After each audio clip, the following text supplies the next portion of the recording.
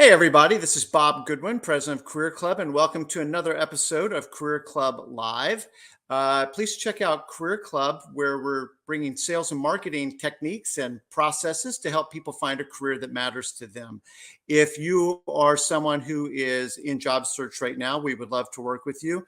If you are an employer, and the times that we find ourselves in these days with layoffs and other types of staffing decisions, we can help there as well. So please check us out at career.club. Also, I'd encourage you to follow me on LinkedIn and follow Career Club. We are publishing content every day to help you in your career. So please follow me and follow Career Club. I'd like to thank my colleague, Joey, who makes all of this happen. So, Joey, thank you so much for that.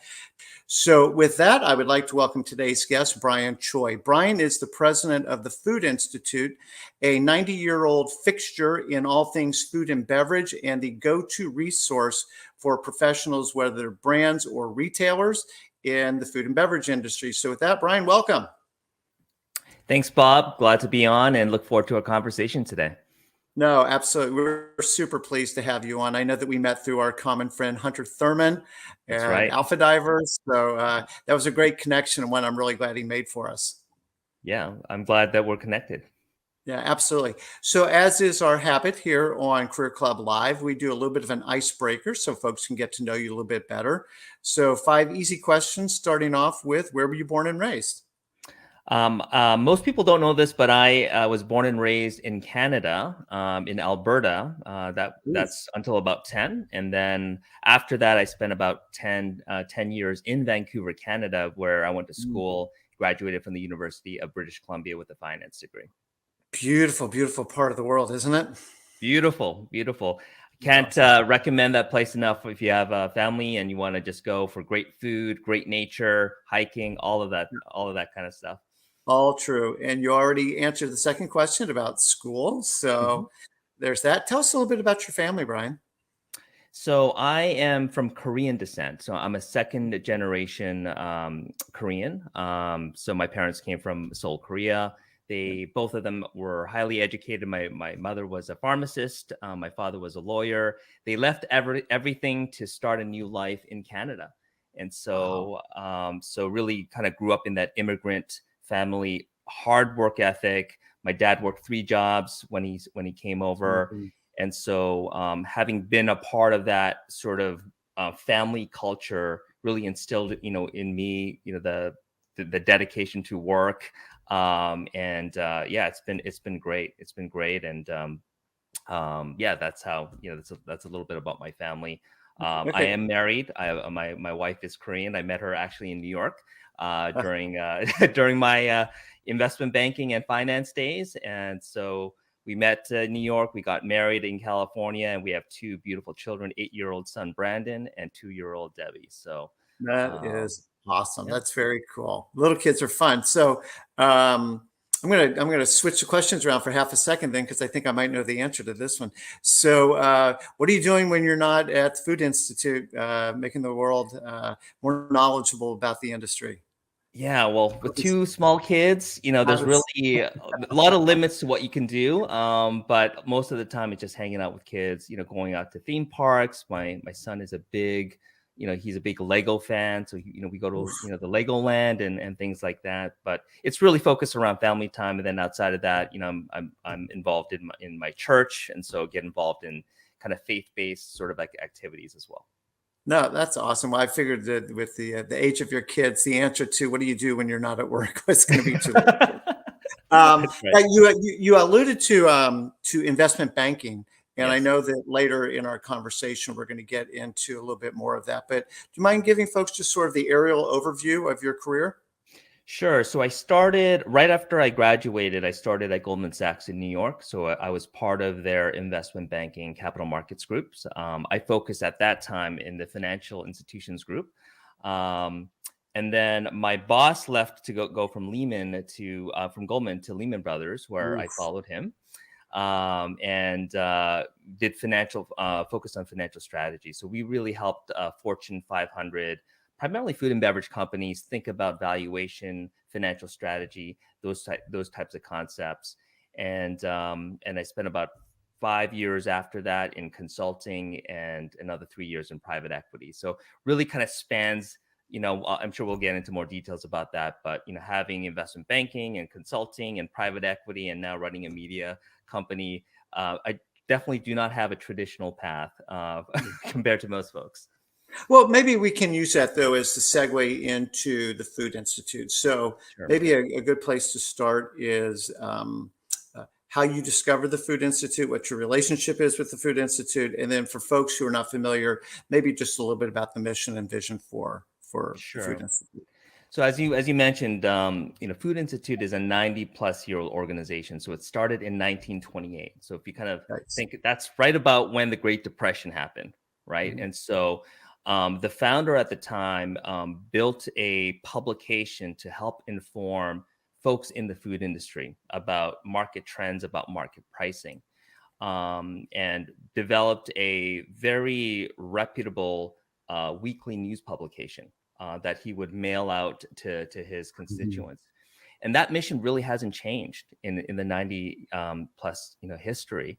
And so how I got involved is during my private equity days. So I focused on lower middle market acquisitions of food and beverage companies in the US. I would always be on the hunt for quality information, unbiased information, and Food Institute was one of the few places that I would go where I could rely upon that information that they provided, whether it's Mhm. news, insights, reports. And having been a subscriber for a number of years, 2 years before I came on board, I approached the management of the Food Institute and told them about a number of ideas that I think would help the company. So this wasn't really, me wanting to acquire it at the time. It was just presenting ideas. And what normally happens is the case is when an external party has some advice for management, it normally gets chucked away to the side, which is what Yeah. happened. And funny story, I finally found out who the owners were. So one was a high net worth individual working in private equity, and the other owner was a food service one, managing one of the leading food service distribution companies in the US. Mm. So I actually reached out to them on LinkedIn. I pestered them probably for about 3 months until they answered, replied to my message. And once I got a hold of the majority owner, I told them what I wanted to do with the company. And so, fast forward 3 months, we worked out a deal, and the rest is history. So I took over at the beginning of 2020. Mm. So it's been a phenomenal ride. I think it's very cool though that it wasn't, oh, here's a cool financial play. It's like, no, I'm actually a consumer of the Right, content that these folks put out. And in fact, I'm such a fan of it.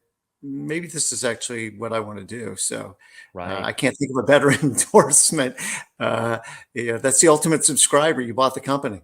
Yeah, exactly. And I kind of realized through my different roles in finance how important information is, right? So Mm. a lot of the content that we get, whether it's on, the CNNs and the Fox News, it's very politicized. There seems to be an agenda in many cases, and so to be able to work at a company where I believe that the value of content should be unbiased, well balanced, right? Yeah. And informative, like, you would think that this should be a no-brainer for any media company, but I realize that there's a lack of that type of content, and that's really what I wanted Food Institute to become. And the phrase the Bloomberg of the food industry Yeah. is kind of the phrase that I would use, because relative to other media organizations, I felt that Bloomberg really focused on the facts, on the Mm. data, and they really didn't go into like the political side, or the agenda side of that many other media organizations focus on. So that's really the vision, and it's been 3 years.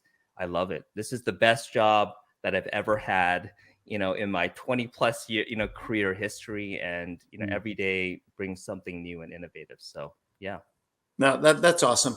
And then maybe just again, very quickly, and I'm not trying to make this an infomercial. We're gonna talk issues and content stuff in just a second. But how do people access the content, and is that changing over time and how the content's delivered to folks? Yeah. So 3 years ago, we switched strategy. So instead of being focused as a print publication, we completely digitized the business. So now we have newsletters, we have podcasts, we have digital video, we have webinars, we have a free newsletter which you can sign up if you go on the homepage of foodinstitute.com. And there are also different professional memberships available as well. And so as members or even as sponsors, they are able to help shape the content, but not in a way that is either misleading or trying to push an agenda. They believe in the content of Food Institute, and so it's for them to be able to reach our audience, which is primarily focused on food and beverage companies, lower to upper middle market, and Yeah. many of whom are founder operators, C-suite level executives. Yeah, that's super cool. So let's jump into the real talking shop Yeah, part about this. Is a major theme. Just it's across almost every news outlet these days is inflation yeah, and recession. right, And something that we read about in the news, biased or not, is consumers are struggling with inflation, and food is a major driver. I was reading about eggs the other day, and just right. the, how crazy the price is on eggs, and it's affected a lot of categories. As you think about that, where do you guys see that headed? And I was hoping maybe we could kind of break it down. We don't have to, so it's not Sure. one giant question, but just sort of setting the table, no pun intended, for kind of inflation recession from a consumer sentiment perspective, Right. from a manufacturer brand perspective, and then from a retail perspective. So I'll let you Sure. pick the thread up.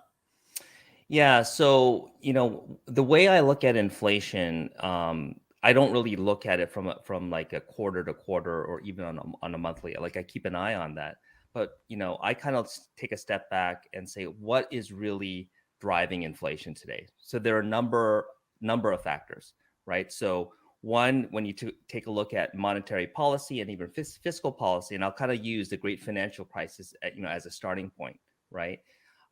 What was significant back then in 2008 is the government started to experiment with the balance sheet in a way that historically they never have, right? So when you remember the great big bazooka that they when during the at that time it was like almost $1 billion, right? And everyone was like, oh my goodness, like what are we doing?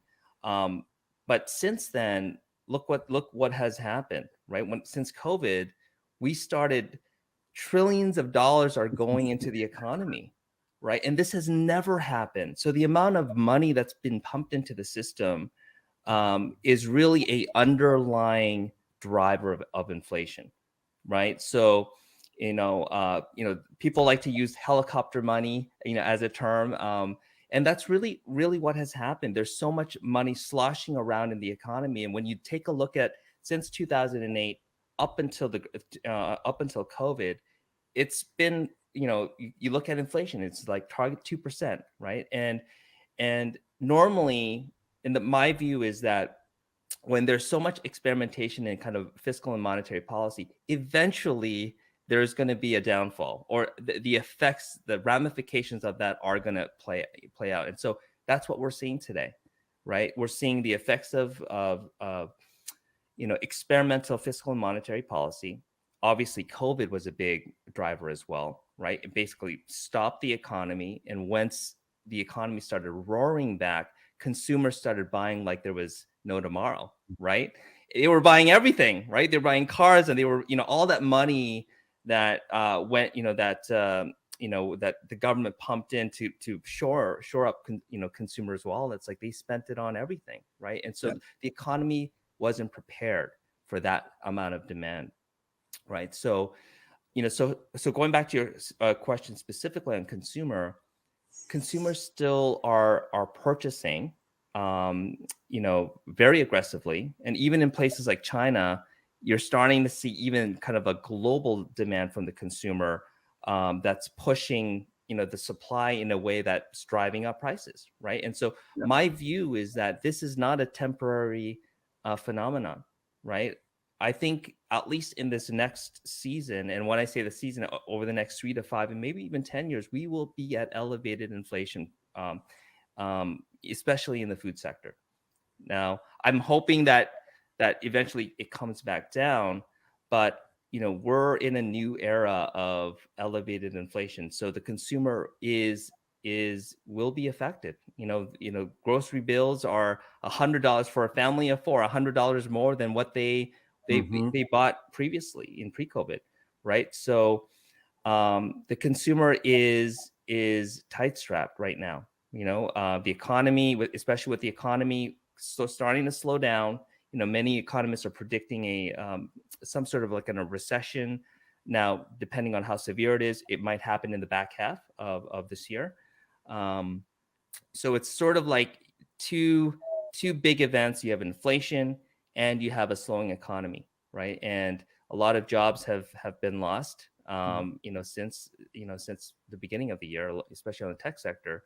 So I do think will these two themes will continue throughout the next couple of years. And I'm hoping there won't be another war or escalation of war, whether it's in Ukraine, Hmm. Russia, or other parts of the world. But that's how I see the world today. With it's sort of like slow growth, potentially a recession, and elevated inflation across the board. Right. So if people were rational, then what you would do at that point is you would say, gosh, with all this uncertainty, higher prices, I'm going to trade down and I'm Right. just going to be very economic, Correct. driven machine, right? And I'm going to make very, very rational decisions. The interesting thing is food is highly emotional. Food and Right. beverage is highly emotional. And, I referenced our mutual friend Hunter earlier, but one of the things he talks about is, yeah, no, like it's not quite as rational as we want to believe. Right. And so coming out of COVID and all the stress that people have been under for 3+ years or 3 years, almost 3 years, with that Right. and economic uncertainty and everything else, food is actually something that makes us feel good. It Right. helps us actually kind of cope, That's right? right. And sometimes it's a treat yourself kind of a thing, and but Right. I mean, but it's a simple pleasure, right? That's correct. And so I wonder if you could sort of talk about that side of the equation. Yeah. So obviously the emotional part I think is much more at play now than it was pre-COVID.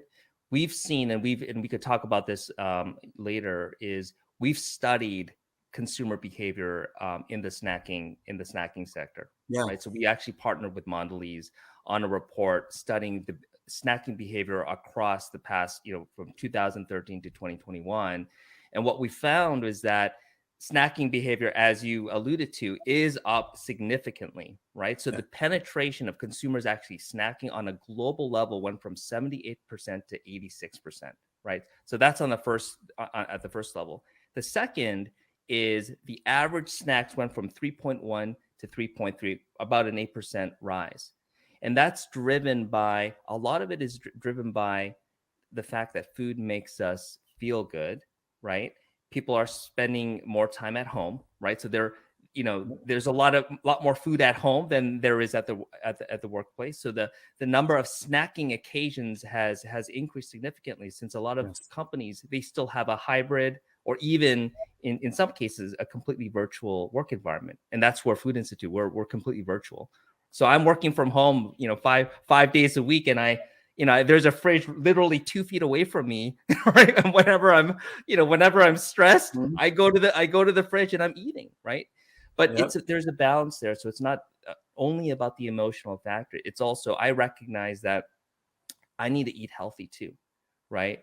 And Mm. so there is a gravitation towards eating healthy, less processed, Yeah. lower sodium. So in my mindset, and I think a lot of consumers' mindsets, they recognize that, and they're gravitating towards healthier or functional types of foods. And that's where a lot of the CPG manufacturers, they've recognized that and are shifting their product portfolios to satisfy both the health component, but also the mindful indulgence side of snacking Right. as well.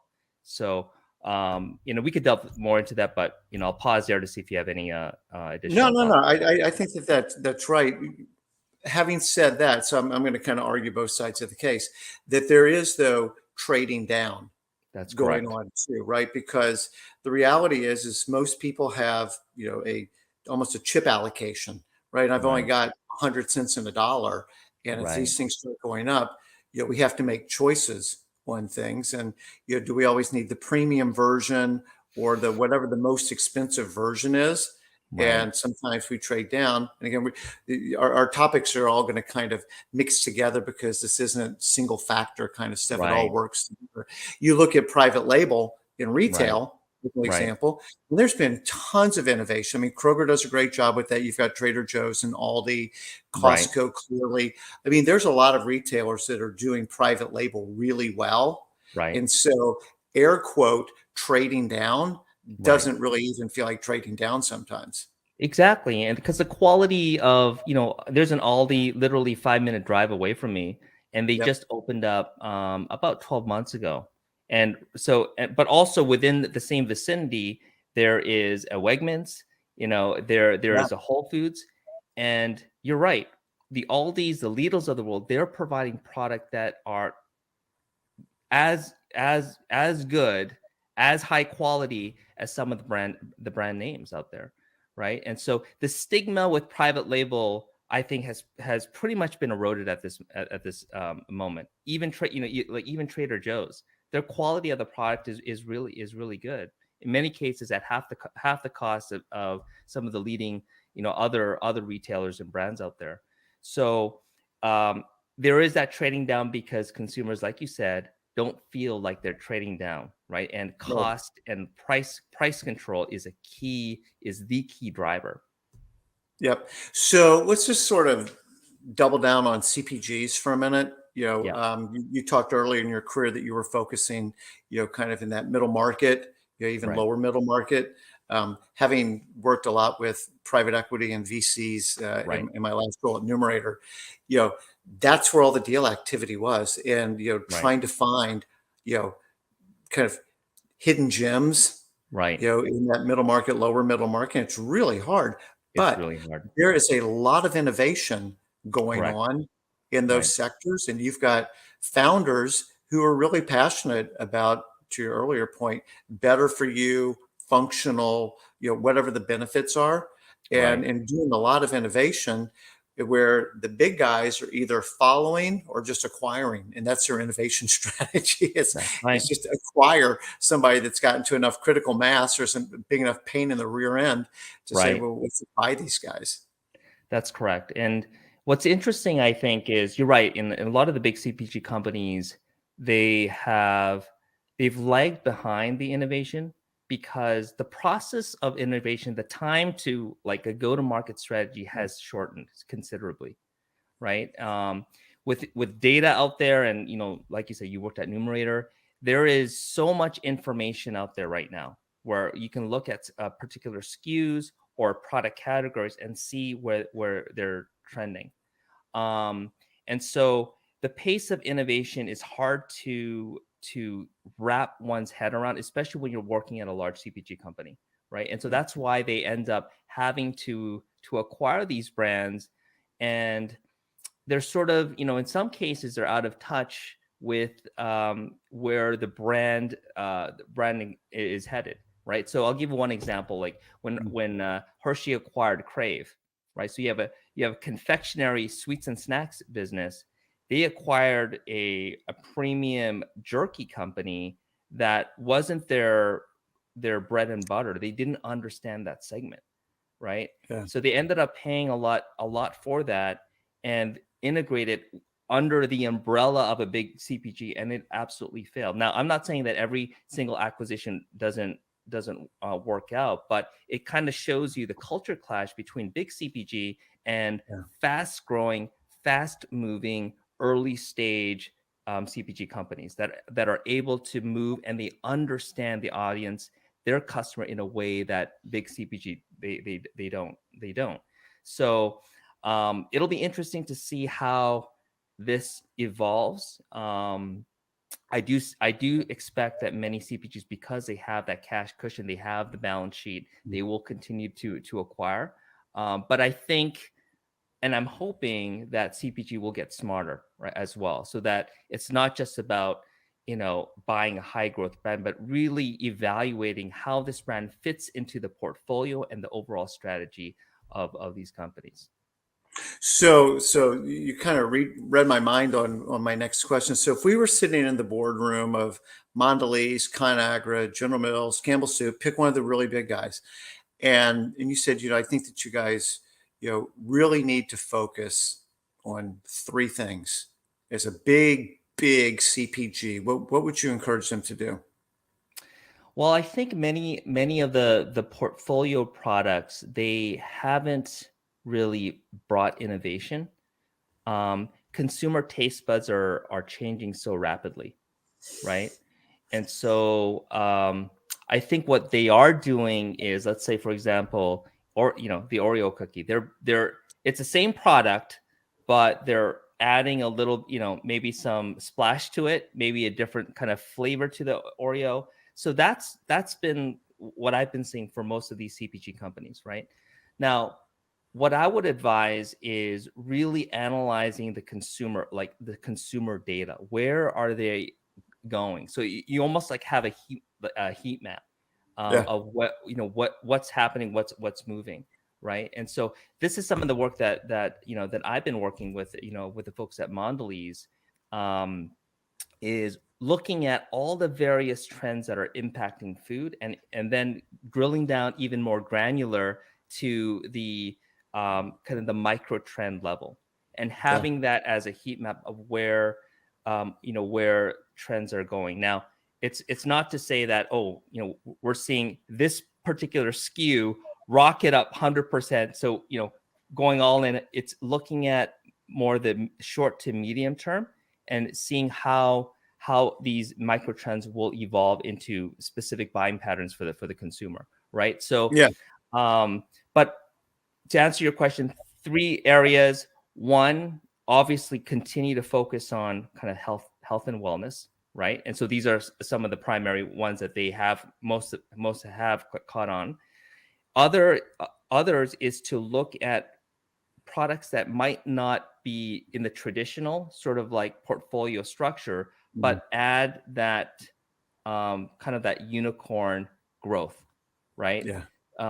And that's where I think consultants can really help, is really kind of identifying the next big product out there, and Mhm. having a team that's dedicated to understanding what those are. Now, there could be many. There's many within that category, but as a corporate strategy is to have a team or a team of external consultants to help management team evaluate which ones Mhm.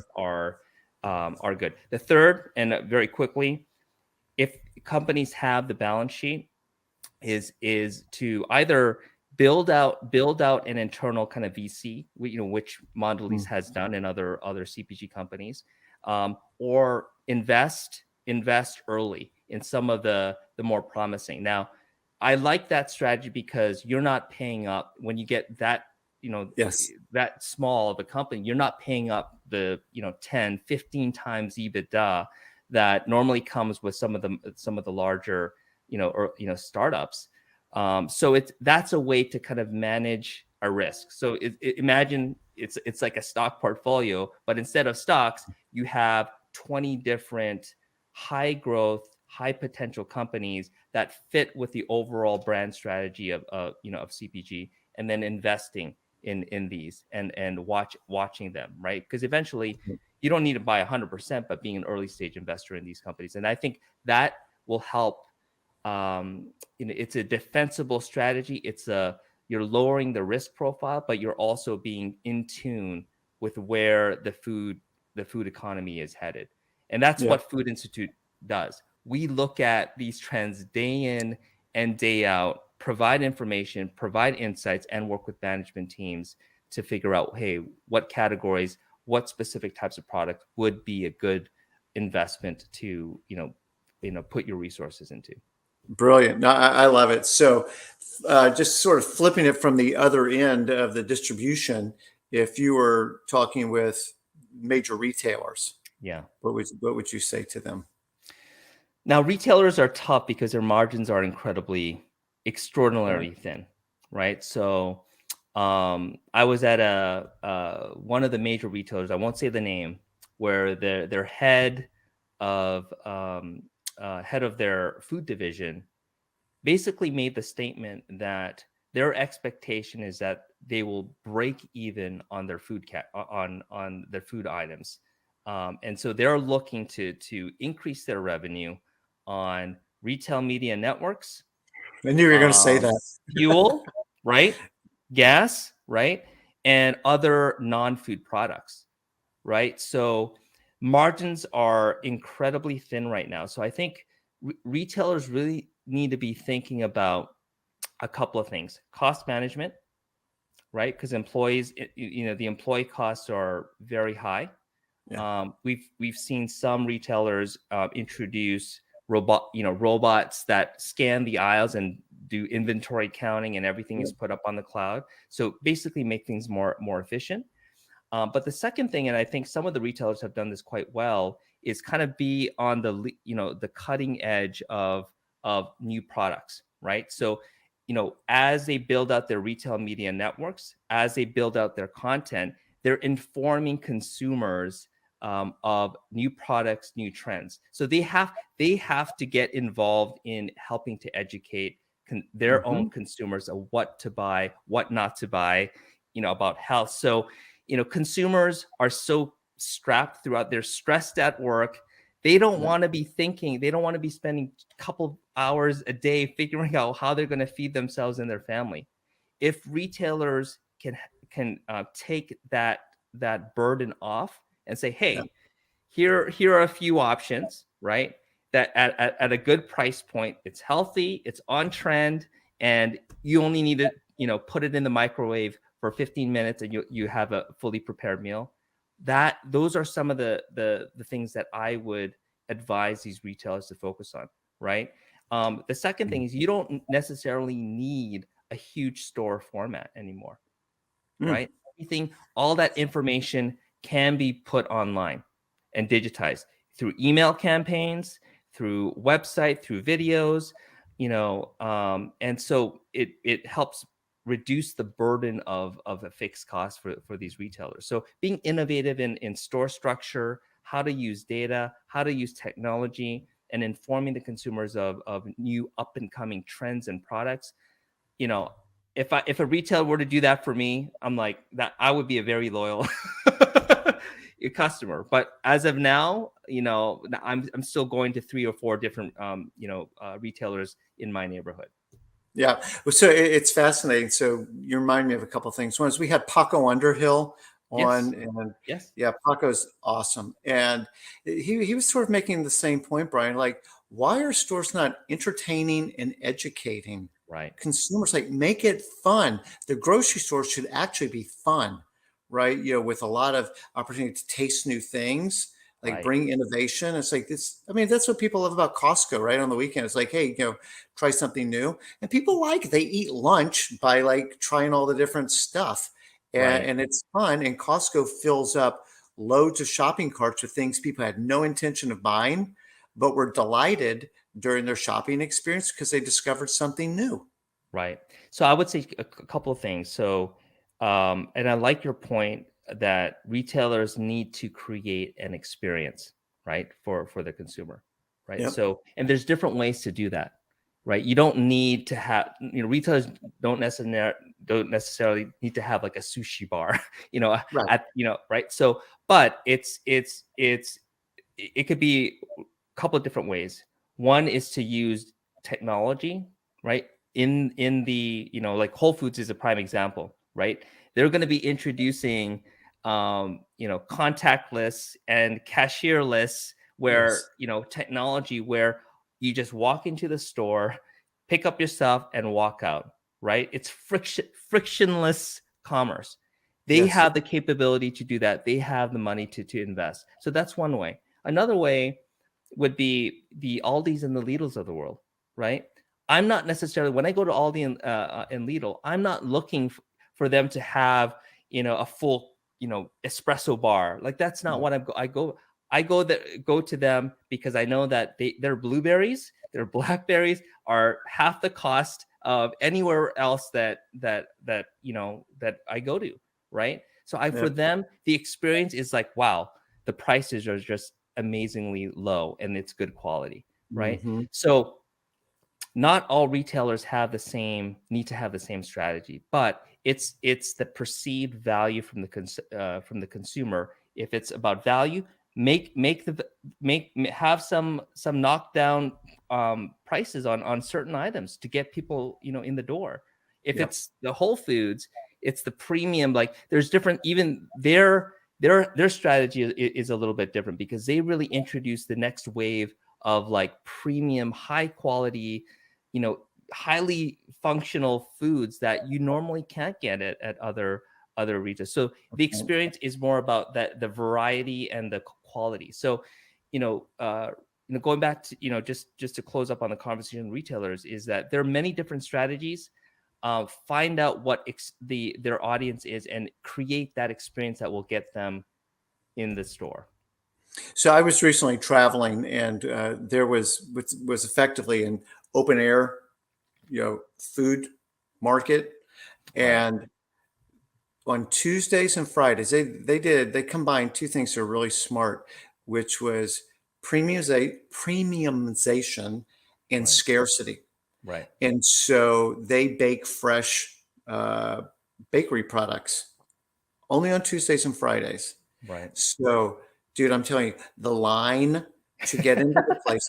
So it opens at 9, and at 8:30 or earlier, like, people are queuing up to get right, into this place.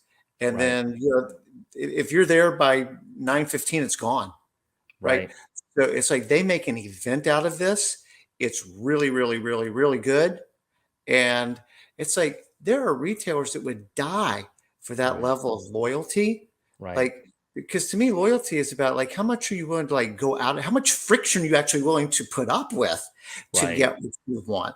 And, like, right, I'm happy to stand in line with all these other people because I know that what I'm going to get is really, really good, and I can't get it all the time. So when it is right. available, I want to go get it. So I think, you know, this is not some, 2000 outlet chain. This is like one of one.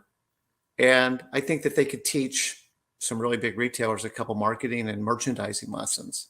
Yeah, being creative is definitely a high competitive advantage now, right? And Yeah. I'll give one example is so I live in New Jersey, and I think I may have shared this with you.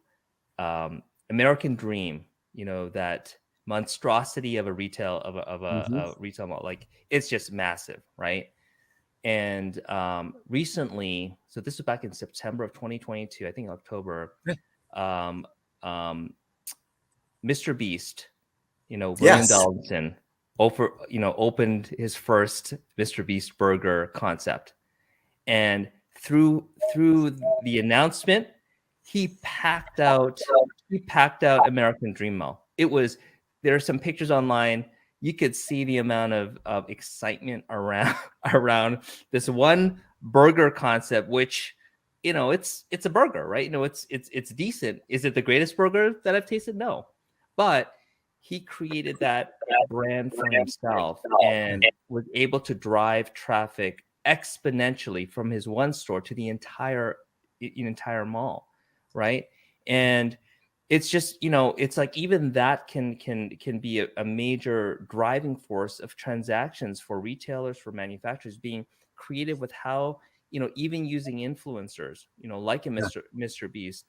There are many different ways to do that, but I would emphasize that, you know, companies really need to be thinking about their own content, and and being and making sure it reaches the intended audience in creative ways. Right? Yeah. This is not pre-COVID anymore. We're in a new era of content, and many companies that are behind the curve are using traditional models of marketing. It's not going to work. they're gonna be left behind, right? So I can't stress enough how important it is to have a very thoughtful, intentional content strategy platform, and using that to the advantage to drive foot traffic in the stores, or purchases at the stores. Well, you mentioned retail media networks earlier, and that Absolutely. clearly is like, at least for the big guys where they're going, and uh, definitely seeing major shifts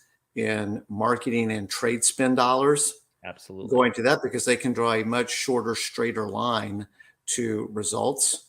Yep. But again, it's more than just ad placement on a web page. There's so much creativity that's Right. available, and to allow both the brand and the retailer, to tell a story, engage consumer, delight the consumer. There's just a lot of opportunity there, that if people get creative, which is what they get paid a lot of money to be, you know, Right. that there's a lot of opportunity there. I want to start to transition the conversation to the Sure. career side of things for Yeah. just a minute. But is there anything that just like, oh my gosh, Bob, I can't believe we didn't get to talk about X. This is such a big deal. Um, One thing I would just want to emphasize a point is that, when I mentioned that we're in a new era, Mm, so when I look at 2008 to pre-COVID, that was a period where companies really didn't need to change. Everything was kind of like humming around, along pretty nicely, right? mm, A lot of the leaders that rose up through the ranks during that time period, they're now leading these companies, but they've never really been challenged in periods like we are now. yeah. And so leaders of food and beverage businesses in this next season, what worked before is not going to work in this time period. And so really think about, my advice is to really think about innovation, being creative, and there's multiple different ways to kind of go about it. But all I just wanted to emphasize that a new type of leadership, um, and strategic leadership is needed now, right? Um, and so yeah, and that's something that, for me, advising companies and working with strategic foresight teams and insight teams, like that's something that I, and even in Hunter, our friend Hunter Thurman, we help these companies think through the right steps to get to that point. So anyways, I just wanted to make that one point.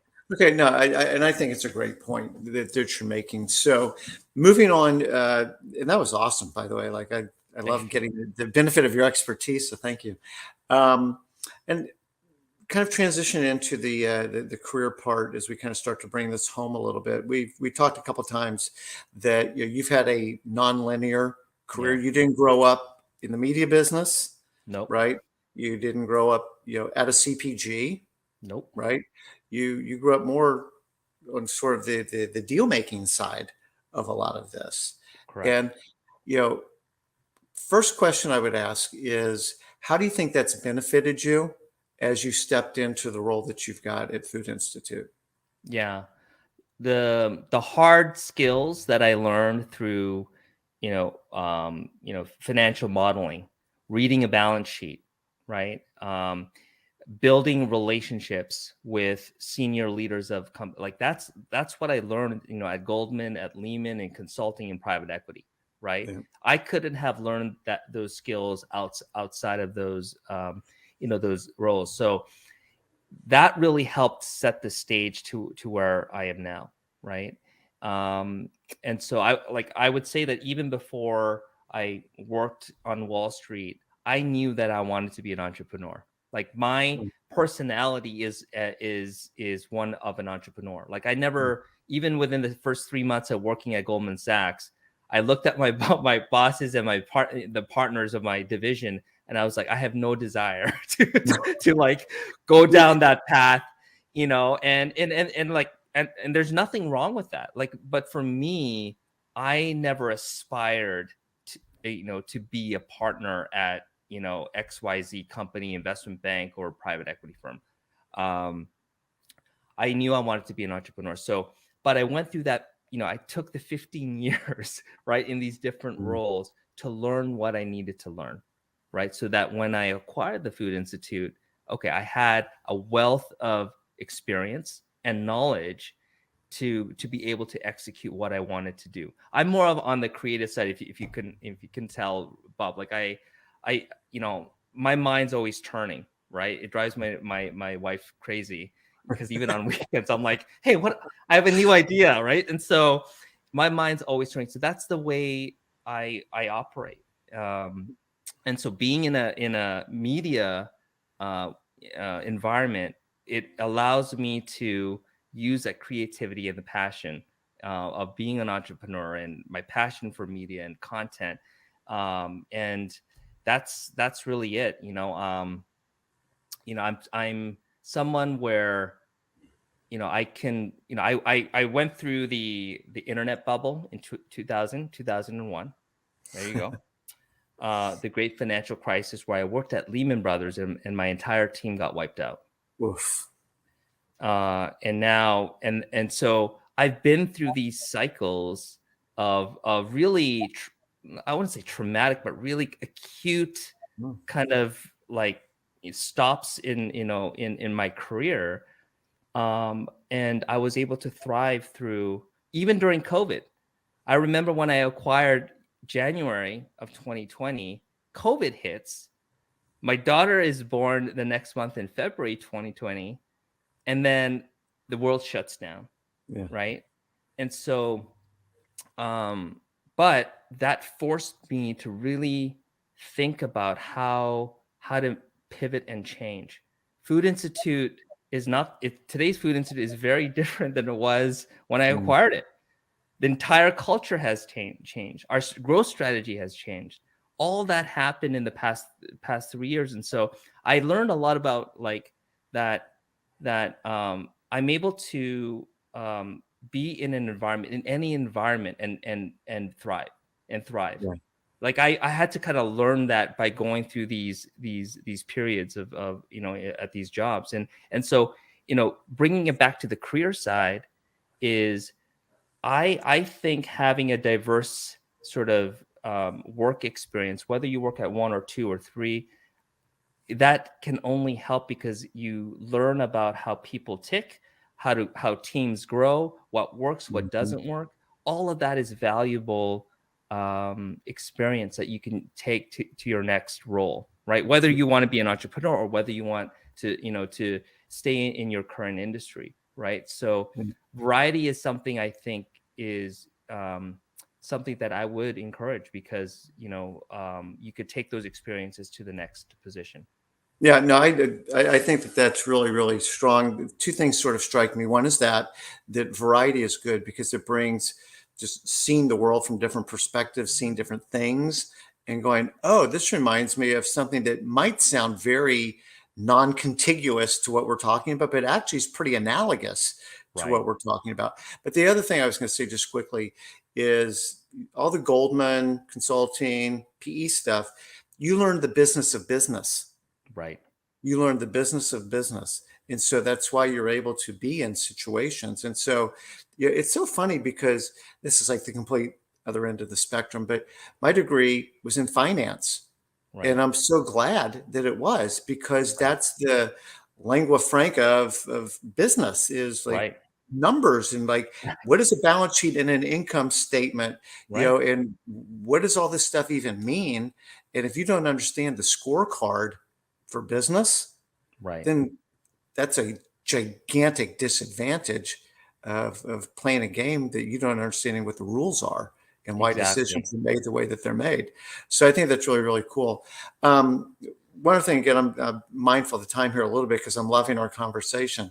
Um, what are, as you've built teams and as you're building out the culture at Food Institute, what are the kind of attributes, the talent attributes that you're like, ooh, I'm really going to enjoy working with this person? Or like, I don't think so. That's probably not going to be a great fit. Yeah, I think for me, as we're still a growing company, we're a small company, but we're growing quite rapidly.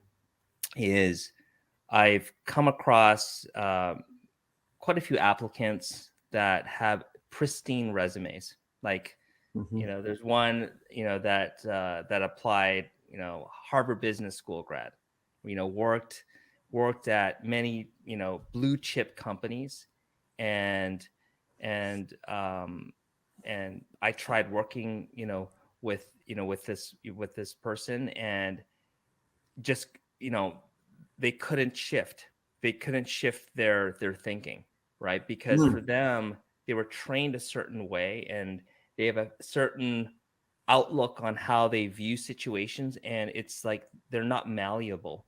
Yes. There's another, one of the other journalists that we worked with in the past, and he basically lasted 2 months, and he worked at a very reputable media company, senior guy, loved what we were doing. We put him in the position, he absolutely flopped because he couldn't shift and quick think quick on his feet on how to shift when things needed to shift, right? And so, but this past week, I interviewed another guy, and he came from an entrepreneur's background, right? So Mhm. again, similar to my, like, he come from a non-traditional background. He scaled businesses on his own. He actually sold his first company, worked on another kind of growth equity type of company, helped build that business, and he's looking for his third gig. That's cool. And it was a breath of fresh air because I'd be talking about him. I laid out the vision of what I want to do with Food Institute. He came back and said, I could help you with X, Y, and Z. And he's like, let's go. And it wasn't like I didn't need to lay out his direct career path for him. He was a self-starter. He had the experience of growing teams, and he already knew my mindset, so I didn't have to handhold him. He already knows what to do. And so that is rare. Like, for me, having a person like that is very rare to find, because Mhm. I don't think it's about age. I don't think it's about culture. It's about a mindset, right? And Mm. that mindset of innovation, of thinking strategically, not just tactically. There's a huge difference, right? Yeah. Thinking strategically of where things are going, and having it, and being able to synthesize vast amounts of information, right, to come up with a strategy that is different and unique. That is a hidden gem, Yeah. that I think I wish more, more employees had, right? I'd And like keep to in make. mind, like, most people don't like their jobs. You ask Mhm. 70% of folks, they do not like what they're doing, right? So that only leaves 30% that really enjoy what they're doing. Yes. And yeah, it's difficult. So, I would say hopefully that answers your question, Bob. But that is it's intangible, but Mm. that, I could find that in someone who just graduated college, or I Yeah. could find it in that characteristic in an experienced executive, right? It's not like, it's agnostic based on race, age, background, right? And Yeah. that mindset, I think, is something for me, is like, it's a breath of fresh air. So completely agree. Love it. One point that I really want to highlight for listeners that you were saying that this candidate brought to you. Yeah, there's a strategic thinking part of it, and not everybody has that skill set, right? I mean, if you go do strength finders, not everybody's going to have as one of their Right. top five strengths, that they're a strategic thinker. That is a different breed, and you sort of get what you get from heaven, and that's, if you got it, you Right. got it.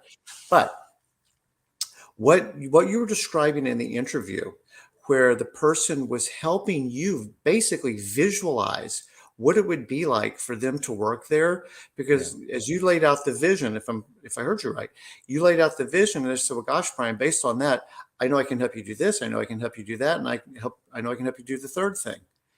hiring by its very nature is a risky business. You talked about the guy with the, in theory, great pedigree Right. who flamed out Right. after 2 months, Right. right? That's exactly what we're trying to prevent is that scenario.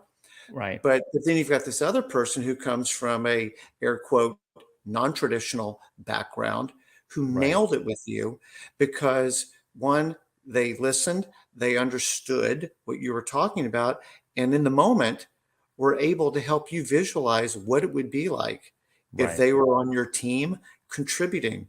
And what we see so often, what we try and teach our clients at Career Club is when they're interviewing how to do exactly that Right. is like, don't just give the rote answer to the rote question and just be like everybody else who made it that far in the Right. interview process. Show why you're different. Get the Right. person excited about you, right?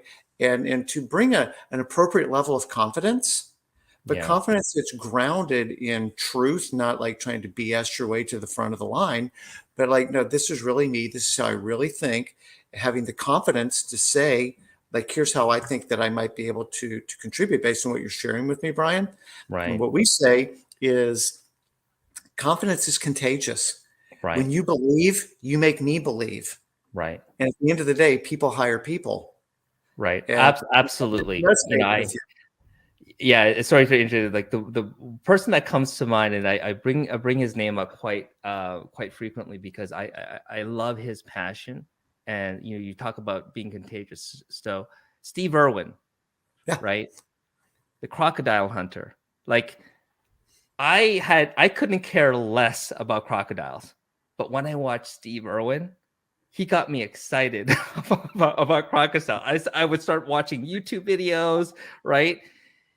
It's rare to find someone with that type of passion, right? And creativity. And so, you know, yeah, and so you're spot on. It's getting people excited about who you are as an applicant for a specific role, and being authentic in a way. You're not trying to be somebody else, or fit the mold. People don't want, people can see right through it. I could tell within 2 minutes of an interview whether somebody is BSing or not.